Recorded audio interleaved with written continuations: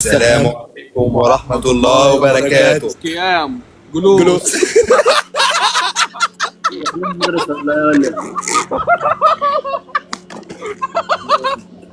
ما تهزروش يا جدعان، ما تهزروش يا جدعان، ما تهزروش يا جدعان، يا جدعان. بتقول حاجة يا عم أحمد؟ عامل ايه يا ازيك يا شيخنا؟ انا مولانا عاشا ابو رحيم. السلام عامل ايه يا عليكم. أنا زي الزفت مع العيال دي، أنا زي الزفت. قعدتنا ما تشبه منها يا ابني دي صعبه منحرفه، اقل ما ماشيك معاهم. دي والله مش عارف. انا برضه لو عارفين احنا برضه احنا غلابه والله مولانا. والله غلابة. هو اللي منحرف والله.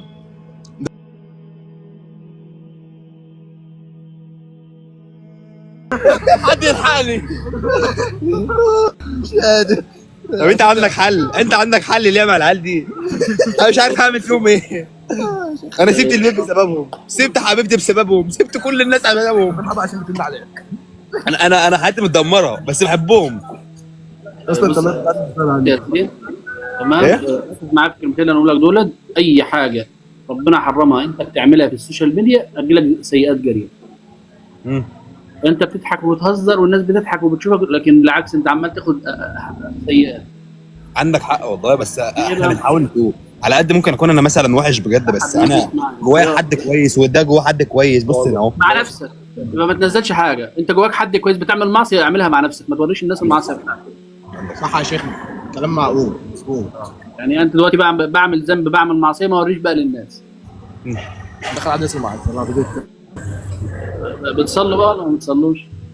والله بصلي والله، بس ايه متقطع مش قوي والله. صلي بصلي. على السلام.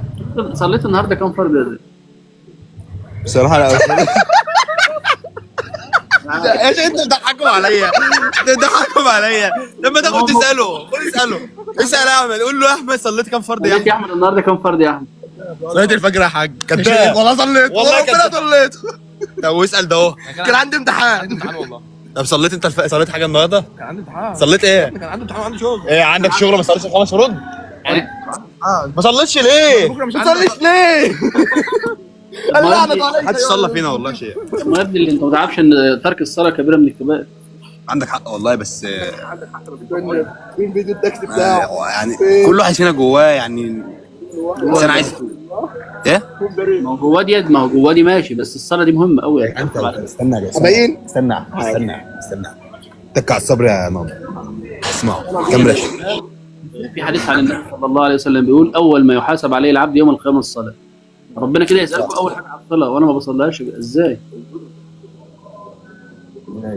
اول حاجه ربنا يسالني عليها دلوقتي هي الصلاه. طب انا دلوقتي ما بصليش، افرض انا بقى مت كده بقى وانا ما بصليش. عندك حق يا شيخ والله. فانتوا صحبه مع بعض كده جروا بعض للصلاه بدل ما تجروا بعض لحاجه غلط. مش ادهم والله، بقول لهم تعالوا نصلي اللي يقول لي انا لابس شورت ولا لابس بنطلون، واللي يقول لي انا لسه مش متوضي. ماشي، انت دلوقتي ثمانية، انت دلوقتي قلت لصاحبك انا عايز تعالوا صلوا وما رضيش يصلي معاك، خلاص صلي انت. ما تقولش بقى انا مش هصلي.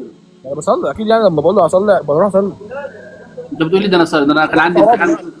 انا باخد إيه؟ ثوابه، يعني اخدته معايا اخد ثوابه. ايوه طبعا. هو عموما يا شباب الصلاه اهم من الامتحان واهم من الشغل واهم من التيك توك واهم من اي حاجه. فانت تبقى قاعد يعني قاعد على قاعد بتعمل حاجه ويومك ما صليتش فيه الخمس فروض، ده الموضوع صعب قوي انا بالنسبه لي. يعني تخيل يومك كده انت نمت وما صليتش. الشبكه يا احمد تبقى وحشه. فانا انصحكم ان انتم تحافظوا على الصلاه.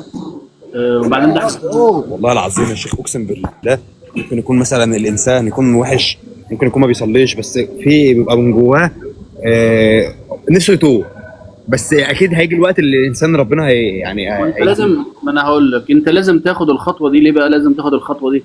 لازم تاخد الخطوه لان انا مش ضامن عمري، انا مش ضامن انا هموت النهارده بكره بعده، انا ما اعرفش انا هموت. فانت خد الخطوه دي انت واصحابك. الصلاه مهمه جدا. اولا تصلح لكم حالكم، تنهي عن الفحشاء والمنكر، اي حاجه محرمه بتفكر فيها الصلاه بتبعدك عنها، فصلوا وحافظوا على الصلاه. دي نصيحتي ليكم، وانت الكسبان مش انا يعني. عندك حق والله، والله عندك حق. وابداوا من النهارده، يعني ما تقعدش بقى تقول لي بكره طب بعده، لا ابدا من النهارده. اصلا كمان شويه احنا مسهرين مع بعض هنروح نصلي سوا. يعني انتوا روحوا صلوا الفجر وتوب كده يا رب. الصلاه هتغير لك حياتك. طول ما انت بعيد عن الصلاه انت اصلا ما بتعملش حاجه في الحياه. تعمل ايه؟ مذاكره. عندك حق. معلش دي بقى، أهم- عيال مهزأة والله، هم بيضحكوا فبيضحكوني لكن انا مش بضحك يا والله. عم عادي عادي عادي. شباب بقى، لسه صغير بقى، اتشرفت بك يا شيخنا والله. والدنيا قدامكم كبيره. تسلم يا شيخنا. اتشرفت ربنا بك. يوفقكم وربنا يصلح لكم الحال، ونتمنى. يلا انا عملت لك متابعه اهو عشان ما تخش تشوف. احلى شيخ ده. يلا ربنا يوفقكم ويصلح لكم الحال. اشوفكم على خير يا شباب. مع السلامه. بس حاجه. مع السلامه. السلام عليكم ورحمه الله.